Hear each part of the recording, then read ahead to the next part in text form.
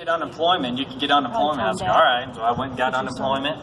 Yeah. And I sat in an apartment for 6 months while my wife went to school. And all I did was play my Nintendo all day long because I didn't want to do anything else. I was like, I need time for myself and all of the stuff I was telling myself. I'm fine. I just don't want to be out today. I'm fine. I just don't want to see anybody today, which, were all symptoms of PTSD.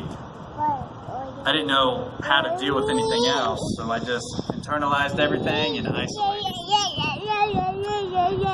Then we moved back to Maryland for a little bit, and my wife got pregnant with our first son, and we moved back here. And then I was like, all right, well, I need to start doing something now, because now we got a family started. So I decided, and I enrolled at ASU, and somehow got in, I don't know how. But I worked with the Beck Pride Center, and I got through college.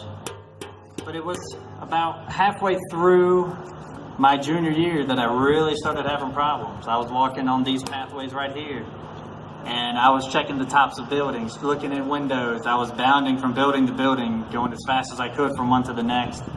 I noticed I started walking, and I was holding an imaginary weapon, like I was on a patrol, looking at trash cans. What is that person doing behind the tree? Why are they over there in the bushes? And I was like, man, something's really wrong. And then I kind of brushed that off. It's just, muscle memory. That's what I was trained to do, so that's what I'm doing. Then I started having panic attacks. I was sitting in the basement of the library studying for A&P. And all I did was read a Facebook post by one of my buddies in the Army. And it wasn't even anything military related. And my chest tightened up and I couldn't breathe and I was freaking out and I didn't know what to do. I thought everybody was staring at me and there's nobody down there but me. And I went out there. I don't know if that parking lot's still over there or not, but that's where I was parked. And I got in the car and I called my mom. I was like, Mom, I don't know what's going on. I don't want to be around anybody. Everybody's staring at me. I'm freaking out here. What do I do? And she's like, you just need, drive yourself. I was like, I can't even drive. Like, I don't even know, what's going on. I don't even want to drive. And she talked to me, and I got through that. And then, I had a couple more here on campus, and I had to withdraw from the university. I was like, I don't know what's going on, but I'm done. I can't do this. So I withdrew for the rest of that semester, and I started getting some help, started getting in contact with the VA. I went to the VA here in Jonesboro. They got me an appointment in Memphis. And all they did was give me a big bag of medicine. And I was like, well, these aren't the answers that I want. I don't want pills. I need answers. I need some kind of help. So I switched and I got to the Paragould VA, which is connected to Poplar Bluff, which is connected to St. Louis. And there I got a social worker, who met with me at that point every 2 weeks, every week. And then I was able to get into some cognitive processing therapy, which is, you intentionally think about the things that happened, so therefore it would lessen the effect that it has on you. And things kind of started turning around for me, so I got back in school, in the spring semester, and I got hooked up with the Beck Pride Center, and they helped me get through the school. It wasn't easy, but I did it. And then I got out. And again, I didn't know what I was doing. I was like, I don't know. I graduated college, and what do I do now? So I was like, well, I'm going to take a little bit, and I'm going to stay home. Well, then I started drinking a whole lot. Started hoarding it in the house. I had to have more alcohol. And I was driving to my appointment at the VA in Paragould. And I was given a choice. I don't know by who, but I was given a choice. I could turn to go to my appointment at the VA, which was, that road was bright and sunny and I could see. Or I'm just going to skip this and I'm going to go to the liquor store and we're going to be off to the races. And that road was pitch black. And at that moment I was like, I think I'm going to decide to go on the sunny road. And it was I believe it was a Friday. And I went into that appointment and I told my social worker, I said, I think I need some help. I think I'm about to go overboard with drinking and I'm not going to stop. She got me into a rehab in Poplar Bluff. Spent 33 days there. drove myself back and forth every day, and got myself right. Now looking back, I can see how the PTSD affected my life. I can look at my deployment. I can look at the things that happened. We were in Tuz, Iraq, which is northern Iraq, just south of Mosul. I was sitting in the back of a cargo Humvee. Do you guys remember when Dick Cheney said you don't go to war with the army you want, you go to war with the army you have?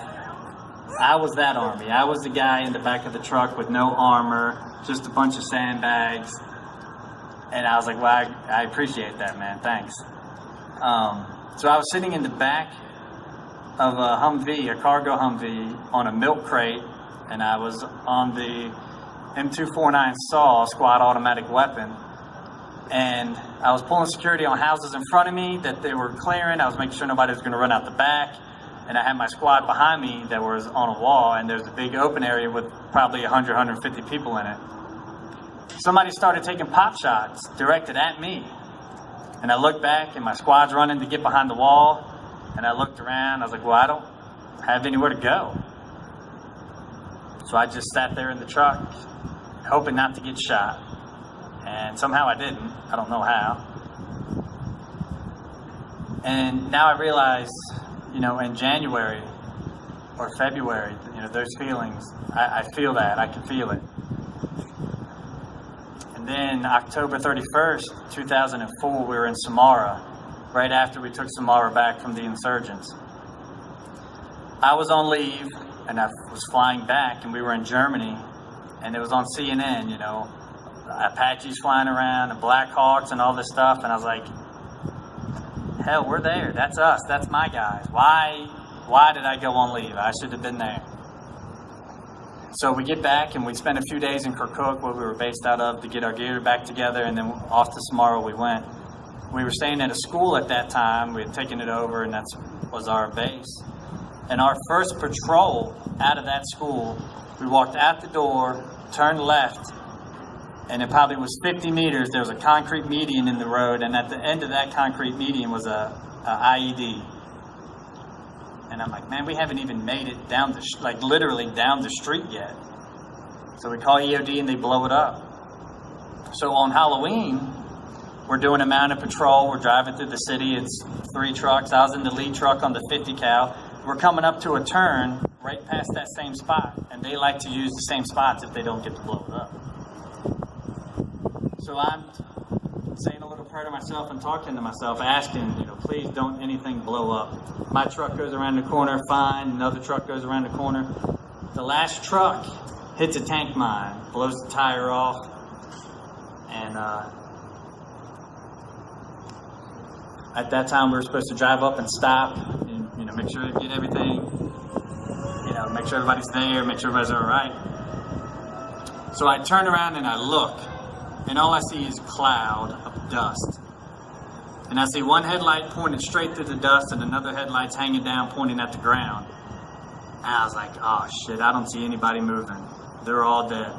They're all dead. And that was the sickest I've ever felt in my life to that point. So we turn around, and I'm on the 50 cal, and I'm looking. I was like, I hope somebody sticks their head out of somewhere, because I'm leveling everything. Well, it felt like an eternity. It might have been 40 seconds. They come running through. Everybody comes running out of the dust, and everybody's, they're coughing and dry heaving and everything just from the dust and the explosion. But everybody's fine. Nobody's hurt. But now I know in October that I need to be extra mindful, because those feelings get stirred back up because of that event. I need to watch that. And then January 28th, 2005, we're in Mosul, overwatching elections. First elections in Iraq. We're overwatching the poll site. I'm in the school where they're setting up everything. And we're kind of goofing off, not really, they were, the commanders are there, and they're doing a bunch of stuff, and we're sitting there pulling some security and, just yakking. And I hear on our Motorola's little walkie-talkies, it's static, and then you hear, he's not breathing, he's not breathing, he's not breathing. And I'm like, who's not breathing and what's going on? And then our leaders come running through and they're like, hey, you need to get, let's go. We're going up the street. We're running up the street. I still have no idea what's going on. And I have to run around to the back side of the house, and I'm at the gate. The gate's here to my right. By that time, I figure, I get word that Castellano was shot in the head. And I was like, well, they're in a firefight, who shot him? I don't know what's going on. So I'm standing there, and a couple of guys come running out down the street to go get a Humvee. And our medic, Tag, was a big, 6'4", 280, 300-pound Samoan, ripped the door off the hinges, put Castellano on the door, and carried him right beside me, and put him in the back of the truck and drove off. And that was the last time I saw Castellano. And he was bleeding from the head, that's all I saw. He didn't have any clothes on, and he was bleeding from the head. And at that time, I didn't have any, I didn't know what was going on. So they drove off, and we kind of collect ourselves, and we go back to where we were based out of, and we kind of hung out, and they're giving us updates. Oh, he's fine, he's in Germany, he's fine, he's here, he's that, he's this. And it's just about dusk, and then our commanders come up. Our first sergeant and our company commander. And without them saying a word, I knew why they were there. I knew it. I was like, he's dead. And it didn't register until the words came out of their mouths, and then I lost it. I had quit smoking at that point. I smoked 2 packs of cigarettes that night. And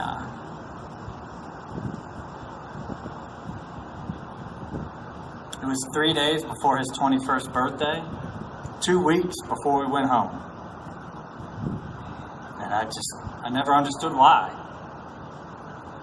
Why did we go that long, and now we lose somebody? Now somebody's dead. And I was just talking to him the day before. We were guarding the Humvees, and we were talking. He wanted to go home. He wanted to go to school, wanted to become a pastor, a preacher. He wanted to work. He was from Long Beach. He wanted to work with the youth. He had a plan. I didn't have a plan. I didn't know what the hell I was doing when I got out. Why did he die? Why didn't I die? I didn't have a plan. He knew what he wanted to do. I had no idea. So for a long time, January was a very tough month for me. And I could feel it coming. As soon as it hit December, I felt it. Oh, God. Next month is January. Next month is January. And for a long time, I didn't know how to deal with it. We got home to Hawaii.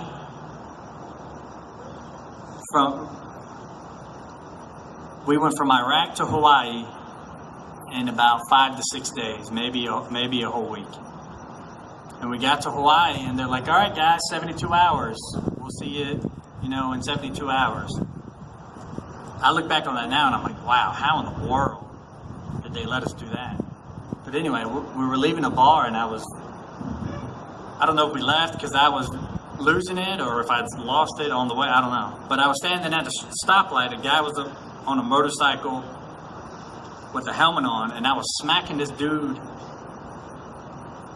his helmet, and just asking him why Castellano died, like he had any idea what I was talking about. But that's what PTSD does, and I didn't know that then. I just thought, oh, it's grieving, whatever. But we didn't have any, now there's a lot of more studies and they're more proactive, but we didn't have anything. They sat us in a classroom and they're like, all right, guys, anybody have anything to talk about? Nope, we're good. And we just sat there looking at each other for about 30 minutes with some, doctor up there talking to us. We're infantry. We ain't got no problems. We're good to go. I'm fine.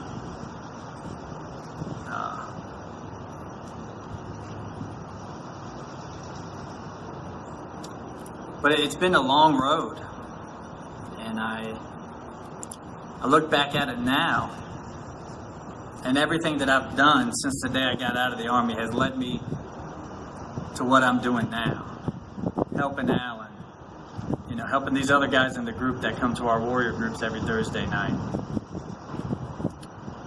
And I wouldn't change anything.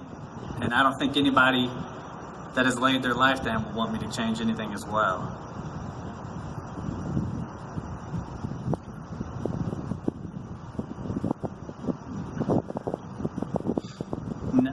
Now I kind of want to transition into, what civilians can do to help veterans.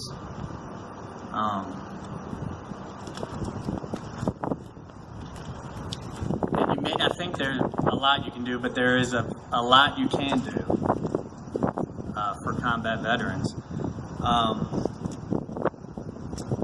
If you have a friend, if you have a family member, or just know somebody that knows somebody, I think the biggest thing you can do is support them. Be there for them. Listen to what they're saying. You may not always understand what they're talking about, and they may not tell you everything, and that's fine. But when they need somebody to talk to, and they want to talk to you, listen to what they're saying, and show them love. Let them know that you love them, because that's goes back to the isolation and the depression and all of that leads to the suicide. A lot of them don't feel loved anymore. They don't know how to feel loved. But if you just call them and say, hey, just thinking about you today, wanted to let you know I love you, or text them, or Facebook, or whatever means that you have, let them know that you're there and that you're willing to listen and that you do love them. And be patient with them. It's not easy, for a soldier or a Marine to admit that they have a problem. It's not going to be easy for them to say, I think something's wrong here. I don't feel right. Because they themselves might not understand what's happening to them. So be patient and with them, and encourage them to seek the help that they need. Encourage them to talk to somebody. If they don't want to talk to you, encourage them to talk to somebody. And don't let them isolate, and don't let them fall into deep depressions. Don't let them sit in their a house or apartment or bedroom or wherever they are and be by themselves, because that's the enemy for us. In the Army, we never did a mission by ourselves. But for some reason, when we get out, we think we have to bear this by ourselves.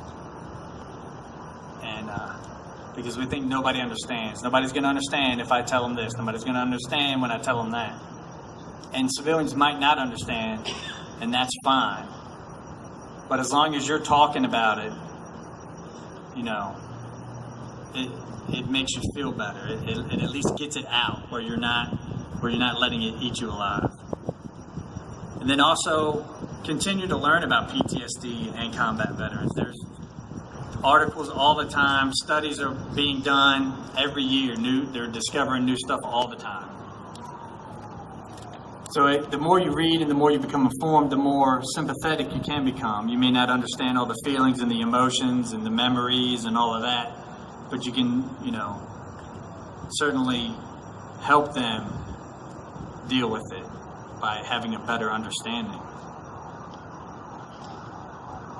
And then find a local veteran organization to give your time and money to if that's what you want to do. If you want to volunteer, volunteer. If you want just monetary donations, a lot of them take monetary donations.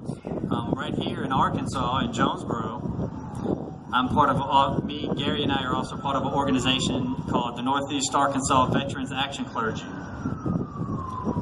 And what it is, it's made up of a bunch of different organizations that come together once a month, and we talk about what we've done since the last meeting, and then what we need to do to help veterans. I have a veteran that needs a house. Somebody else can. Well, I got this and that connection, and we pull all of our connections together to give back to the veterans. And we help them pay bills. If they're homeless, we help them, get a hotel room or two for a night or two, so we can get them to the VA and get them somewhere else. To helping people with gas to get to the next VA appointment if they come up short, on a month. And it's a great organization. We meet, like I said, once a month, the second Thursday of every month. And we have VA representatives there. I'm there. We have a representative from Goodwill, who can help with jobs. And so really all the veteran has to do is just ask. And, I'm sure there's tons of people that want to help, but they may not know how. Also, our chapter's here operating in Arkansas now. We run our groups every Thursday night from 7 to 8 o'clock p.m. at the Pilgrim Lutheran Church on Rain Street. And we're always there, and we love having new veterans come in. So if you know a veteran, let them know about our group. Also, right here on